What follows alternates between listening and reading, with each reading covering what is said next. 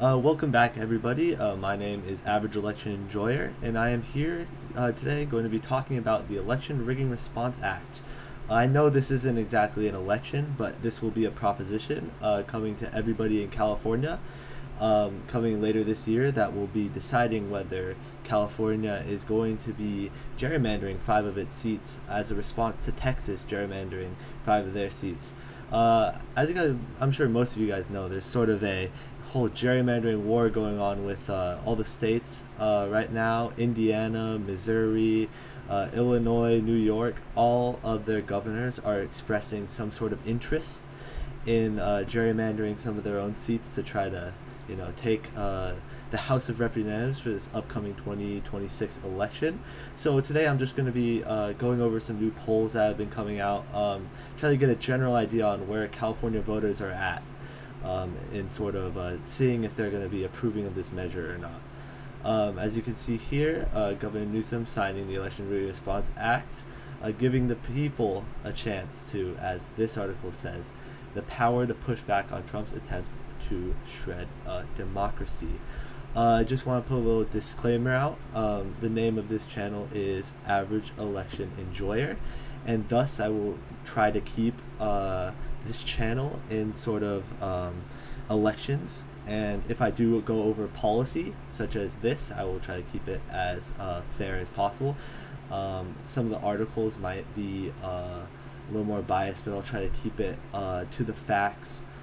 So that'll just be a short disclaimer if I'm ever. That's why I'll be mainly avoiding policy on this channel. So, first of all, I would like to look at some national polls from Politico. The poll is not from Politico, of course. They reported on the poll, and the poll is from UC Berkeley, the Citron Center, conducted by TrueDot. And 70% of Democrats believe gerrymandering is never acceptable, but a majority of Democratic voters across the country think Democrats should fight back. That's what Obama has expressed support for this redistricting plan. If you've been on Twitter at all in recent days, you've seen several prominent figures on the Democrat Party. Kamala Harris has come out and supported the redrawing plan. So several very prominent figures in the Democratic Party have come out in support of these sort of this redistricting plan to try to cancel out the votes that the House of Representative members that Texas will gain.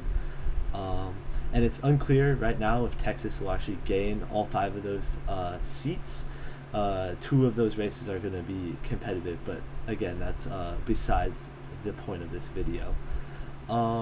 So we're first going to be able to look at this poll. They provide us with the actual poll that they got their information from in that article. You see it asks 3 questions. Question 1 is, when politicians draw congressional districts to help their own party win more seats, do you think it is always acceptable, never accept, or only acceptable, and never acceptable, and not sure? Question 2, if Republicans in Texas redraw districts to gain 5 seats, should Democrats in California?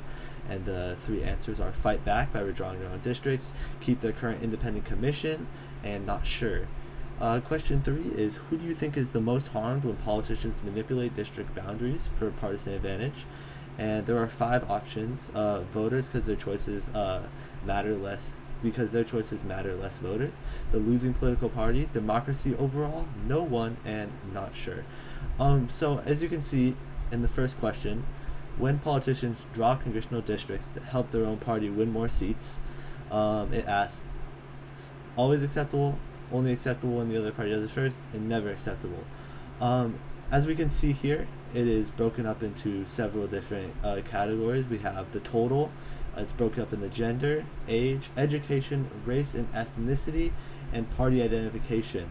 And the 2 main categories we're going to be looking at in this video is going to be the total, the party identification, because I think some very interesting conclusions could be seen from those 2 stats. Not that there's not anything important about this, it's just to make the video a bit shorter. I'm just going to be focusing on these main 2 categories. So as you can see, for total, To answer this question on congressional districts, if gerrymandering is okay, basically. Always acceptable, 10%. Only acceptable when the other party does it first, so eye for an eye, 13%.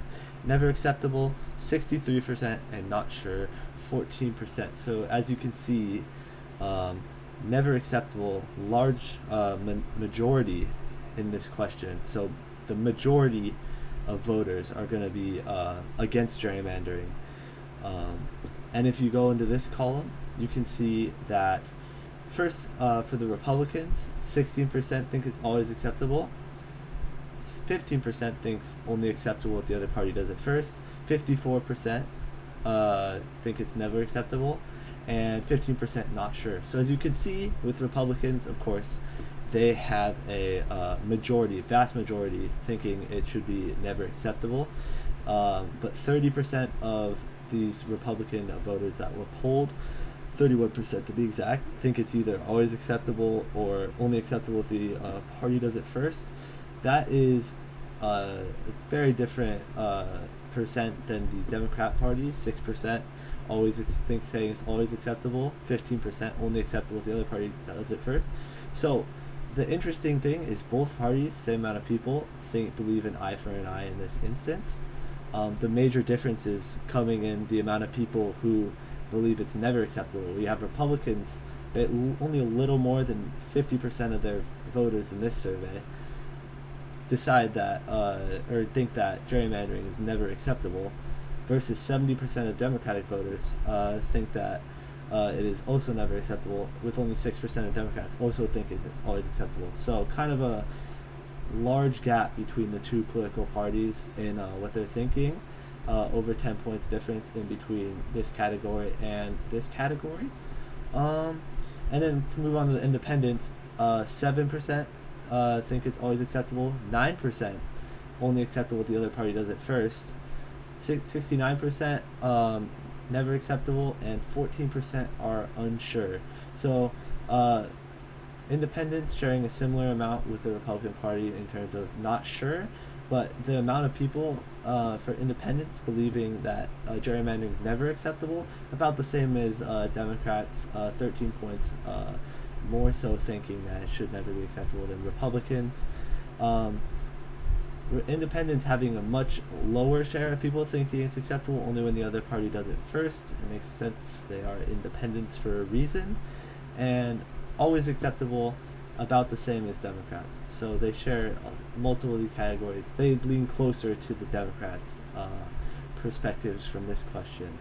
The second question, if Republicans in Texas redraw districts to gain 5 seats, should Democrats in California?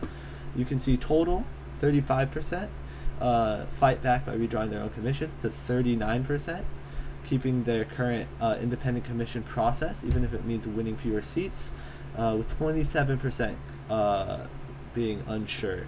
So currently you could see that there's a majority of people, not a majority, there's a plurality of people believing that currently that they should keep their independent commission in process, even though 27% kind of lets it know that this is just a real toss-up.